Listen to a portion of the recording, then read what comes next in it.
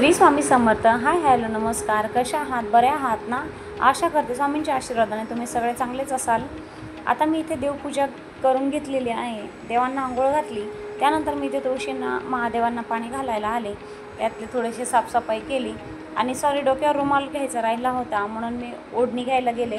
त्यानंतर मी इथे फूल वगैरे महादेवाला वाहिलेत, तुळशीला अगरबत्त्या वगैरे लावल्या.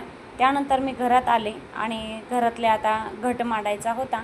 तर अशा प्रकारे मी घरातली पण पूजा करून घेतलेली आहे. बघू शकता इथे प्लेटीमध्ये गहू ठेवलेले आहेत आणि इथे आता मी घट मांडायची तयारी करत आहे. तर इथे मी 5 पानं घेतलेले आहेत. तांब्यामध्ये पाणी घेतलेलं आहे.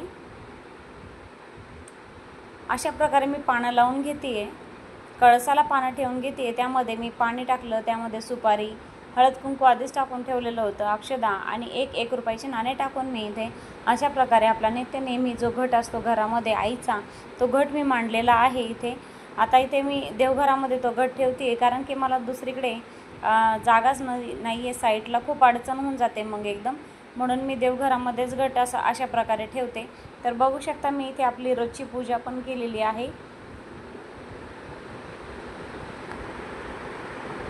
आता घटावर मी गुलाबाचं फूल वाहून घेते आणि देवीला मनोमत प्रार्थना करते की सगळ्यांचं कल्याण कर आणि त्यांच्यासोबत आमचंच कर. अशा प्रकारे मी पूजा करून घेतलेली आहे. बघू शकता तुम्ही मी पूजा कशा प्रकारे केली.